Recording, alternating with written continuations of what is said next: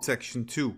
In this section, we're going to go over the basics of networking. We're going to really get you a foundational understanding of what exactly is a network, how the network works as far as how a network communicates, how they communicate with different types of information, and everything that you need to know about how a network works, right? So let's go right ahead and jump into the network basics section 2. So just like I mentioned, in this section, we're going to go over some of the networking basics so that you can get a basic understanding, right? Foundational understanding of how a network works. So what we're going to be going over in this section is what exactly networks are, how they function, what are the different components, the aspects of a network, and then how data travels across the internet. It's important for you to know how data travels and what type of forms, what type of form factors, so that you'll be able to capture that information as a hacker, right, as an ethical hacker, and be able to put your mind into the mind of a criminal, right, into a black hat's mind, so that you can be an effective cybersecurity ethical hacker professional. And then you're also going to learn some important ports and protocols, the differences between a public and a private IP address, and really what an IP address is as well, and what exactly are subnets, and then a practical example of a typical home network. So let's go right ahead and jump in here into what exactly are networks. So a network occurs when two or more computers are linked together and can share resources with each other. And so on a network, your computer can technically talk to all the other computers on a network, right? And so if they're all connected, then they can communicate back and forth and get access to each other to, different types of information. And so a good example of a network is the internet, right? The internet is the largest network in the world, and it consists of billions and billions of devices that communicate with each other due to their connection through the internet. So let's go over some of the different types of networks. So we have a personal area network, a PAN. This is essentially a convenient one-person network. This is typically going to be through some sort of device, such as a headset, wireless keyboard, wireless mice, printers, right? Barcode scanners, gaming consoles. This is where you're going to have a simple, small, very short, right, personal area network. Then we have a local area network, a LAN. If you work in some sort of office setting, then you most likely have been exposed to or aware of a local area network. This is the most common for a lot of local businesses. And with this, there's typically a few different computers that are linked to one or two printers, also a scanner, maybe a single shared connection to the internet.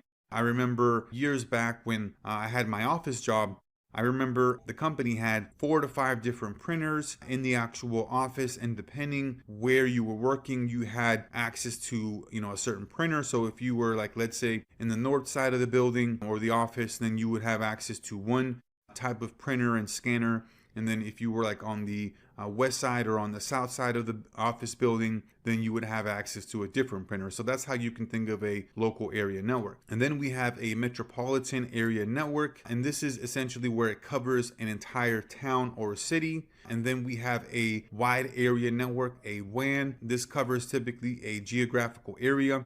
You can think of the internet as a WAN that covers the entire world. And then the biggest differences between the internet and many other PANs, LANs, and WANs, it is open to the public, right? Anybody with an internet connection can actually log on and look at specific websites, right, that are hosted on the internet. So one of the things that you need to keep in mind here in differentiating the different networks is whether or not they're open to the public, right? So you want to think about, are they public or are they private, right?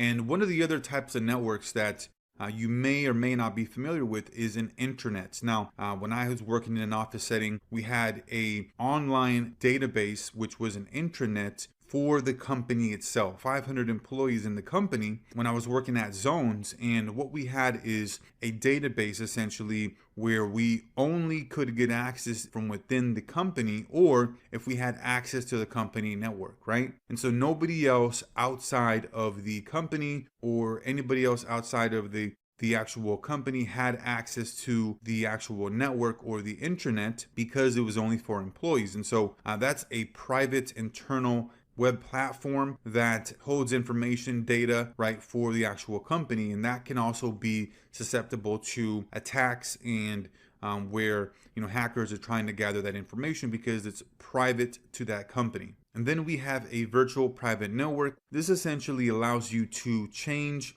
your quote-unquote identity online, where you can have a different IP address, different location, so that you can securely get access to a network, a private one or a public one, without leaving any tracks or any traces of who's actually behind the computer. And so now let's go over the permissions and network security. So here's the thing, when it comes to machines being on a network, right? They're all connected. However, just because they're all connected, it doesn't automatically mean that each machine, right, each device is going to have access to the other one.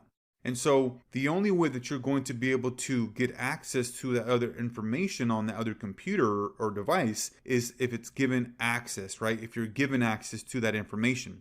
Just think about on the internet, you can gain access to billions and billions of web pages. However, you can't get access to every single file, right? Every single page on every single computer that's hooked up to the internet, because some pages are private, some pages are going to be only for internal use. And so just because a device is connected to, an actual network, yes, they're all essentially connected, but that doesn't mean they're all going to be able to have access to each other's information. Permissions and security are central to the idea of networking.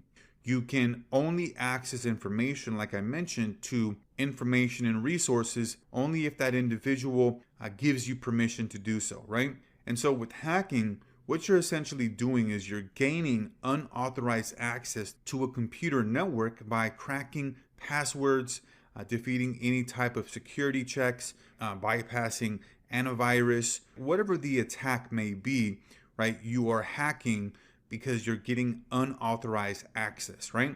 And to make a network more secure, oftentimes companies, organizations, right, they'll install firewalls, and this can either be like a physical device or a piece of software that's running on your machine, or it can be both. I remember when I worked for Zones a while back, we used to sell different type of physical devices that acted as firewalls that secured networks, and a lot of times these helped with incoming spam from email, incoming attacks. And so if you look at the image on the right, these are essentially walls that are put up where individual hackers, let's say, being able to bypass one stage, maybe they get some sort of access to information of some sort.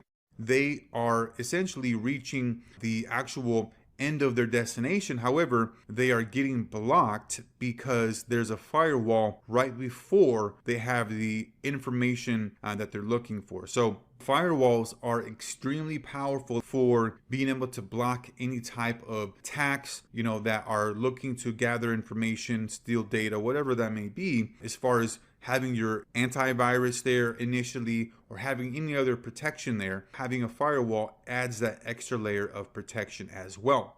And okay, so we talked about the different types of networks. We talked about, the actual network security, the different things that are involved with the permissions, firewalls. And so now we want to go into a little bit more depth as to what exactly is a network consistent of.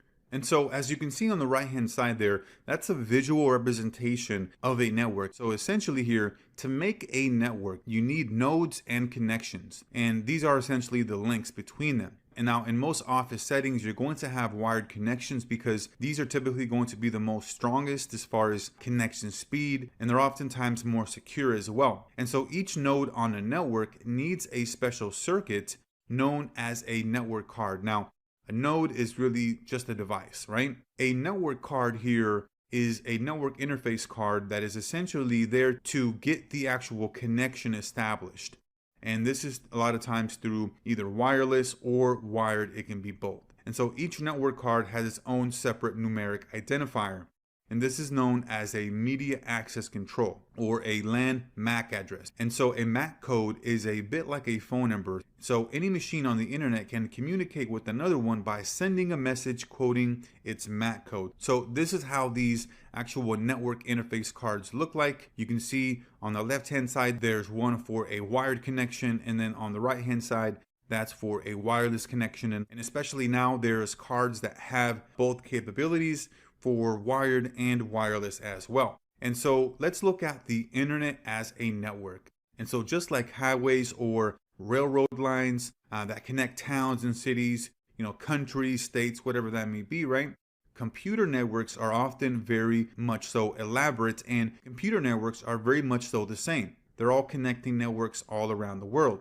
And so the internet, for example, is based on a set of well-defined connections called the internet backbone, and it includes a vast set of submarine cables under the oceans. And so if you look at the right hand side, the image there at the top, you'll see all of the connections, the cables that are connecting the entire world, right? So that everybody in the world can gain access to the internet. Now, as you can also see, there's some areas that don't have as many cables and connections, which lack some internet or some sort of internet connection, right? And so when we look at these cables here, it's very interesting to look at that they are just 3 inches thick and have a total capacity of between 40 gigabits per second and 10 terabits per second, and latencies that are close to the speed of light in just a few milliseconds in duration. So you can see these are very powerful cables here.